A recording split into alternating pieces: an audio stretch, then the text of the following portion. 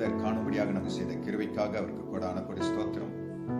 Christ in me full gospel சர்ச்சின் சார்பாக இந்த காலையில் அவர்களை அன்புடன் வரவேற்கிறோம். தேவனுக்குள் அன்பானவர்கள், இந்த நாளில கூட கர்த்தர் நமக்கு அருமையான ஒரு வாக்குத்தத்த வார்த்தை நமக்கு கொடுத்திருக்கிறார். அதை படிப்போமா? சங்கீதம் 27:5 நாம் பார்க்கும்போது, தீங்கு நாளில் அவர் என்னை தம்முடைய கூடாரத்தில் மறைத்து என்னை தமது கூடார மறைவிலே ஒளித்து வைத்து என்னை கண்மணின் மேல் உயர்த்துவார். ஹல்லேலூயா. ஆகையால் தேவனுக்குள் அன்பானவர்களே, இன்றைக்கு இந்த வார்த்தையின்படி நாம் பார்க்கும்போது நம்மை சுற்றிலும் அநேக தீங்குகள் நம்மை சூழ்ந்திருக்கிறது. பொல்லாத மனுஷர்கள், துன்மார்க்க மனுஷர்கள், இப்படியாக நம்மை சூழ்ந்திருக்கிற அந்த மனுஷர்கள் மத்தியில் கர்த்தர் நம்மை உயர்த்துகிற தேவனாக இருக்கிறார். அதுதான் வேதம் சொல்லுகிறது, He shall set me up upon rock. அவர் உன்னை கண்மணின் மேல் என்று உயர்த்துவார் என்று வேதம் சொல்லுகிறது. சங்கீதம் 27:6 இப்படியாக சொல்லுகிறது, என்னை சுற்றிலும் இருக்கிற என் சத்துருக்களுக்கு மேலாக என்னை உயர்த்துவார் என்று வேதம் சொல்லுகிறது. இன்றைக்கு நம்மை சூழ்ந்திருக்கிற எப்பேற்பட்ட சத்துருக்களாக இருந்தாலும் சரி, எப்பேற்பட்ட துன்மார்க்க மனுஷராக இருந்தாலும் சரி, நமக்கு விரோதமாய் செயல்படுகிற எப்பேற்பட்ட மனுஷராக இருந்தாலும் சரி, கர்த்தர் நம்மை அவர்களுக்கு முன்பாக உயர்த்துகிற தேவனாக இருக்கிறார். வேதம் இப்படியாக சொல்லுகிறது, மீகா 7:8 நான் கீழே விழுந்தாலும் கர்த்தர் என்னை தூக்கி நிறுத்தி என்னை உயர்த்துகிற தேவனாக இருக்கிறார் என்று சொல்லப்படுகிறது. ஆகையால் தேவனுக்குள் அன்பானவர்களை, இந்த கால வேளையில் தேவனுடைய பிள்ளைகளை நீங்கள் ஒன்றுக்கும் கவலைப்படாமல், நீங்கள் எப்பேற்பட்ட நிலைமையில் இருந்தாலும் சரி, நீங்கள் தாழ்த்தப்பட்ட நிலைமையில் இருந்தாலும் சரி, உங்கள் வேலையில், உங்கள் ஸ்தலங்களில் நீங்கள் எப்பேற்பட்ட தாழ்ந்த நிலைமையில் இருந்தாலும் சரி, கர்த்தர் உங்களை தூக்கி நிறுத்துகிற தேவனாக இருக்கிறார். அன்றைக்கு யோசேப்பினுடைய வாழ்க்கை, கர்த்தர் அவன் தாழ்ந்திருந்த வேலையில் கர்த்தர் அவனை தூக்கி நிறுத்தினார், அதிபதியாக வைத்தார் என்று நாம் பார்க்கிறோம். அதாவது எகிப்து தேசம் முழுவதற்கும் அதிபதியாக வைத்தார் என்று நாம் வேதத்திலே பார்க்கிறோம். அது மாத்திரமல்ல, அன்றைக்கு தாவீதை கர்த்தர் உயர்த்தினார். ஆடுகளை மேய்த்துக் கொண்டிருந்த தாவீதை உயர்த்தினார் அல்லவா?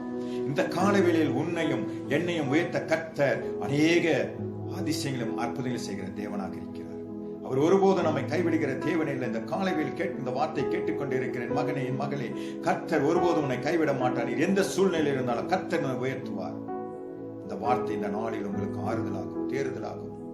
இதோ என்னுடைய வேலையில், என்னுடைய தொழிலில், எல்லாவற்றிலும் நான் தாழ்ந்திருக்கிறேனே என்று சொல்லி நீ வருத்தப்பட தேவையில்லை. கர்த்தர் உன்னை தூக்கி நிறுத்துவார். உன் பிசினஸ்ல உனக்கு தோல்வியா?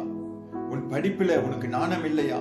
நீ படிக்கிற ஸ்தலத்தில் உனக்கு விரோதமா செயல்படுகிறார்களா? சத்துருக்கள் இருக்கிறார்களா? அவர்களுக்கு முன்பாக உன் தலையை உயர்த்துவார்.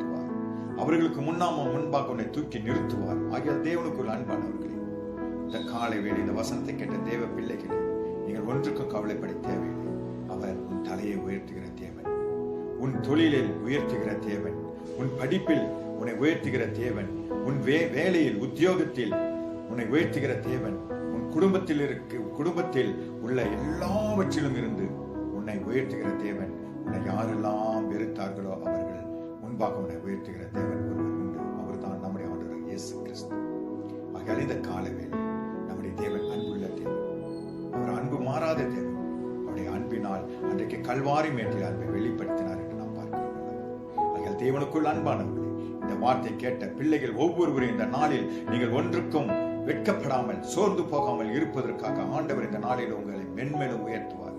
உங்கள் தொழில், படிப்பு, வேலை, வருமானம் எல்லாவற்றையும் உயர்த்தி மென்மேலும் உயர்த்தி ஆஸ்வதிப்பார். தேவன் தாமே இந்த வார்த்தைகளை ஆஸ்வதிப்பாராக.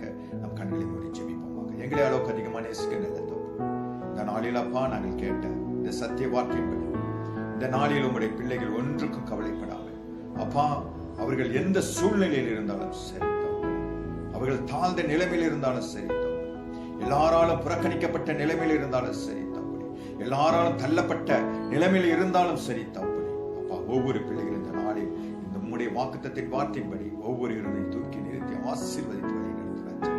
ஒவ்வொரு தலையும் உயர்த்தும். எங்களை முழுவதுமாக கருத்தில் அர்ப்பணிக்கிறோம். ஆசீர்வதிக்கு வழி நடத்துங்க இயேசுவின் நாமத்தினாலே. ஆமென். God bless you.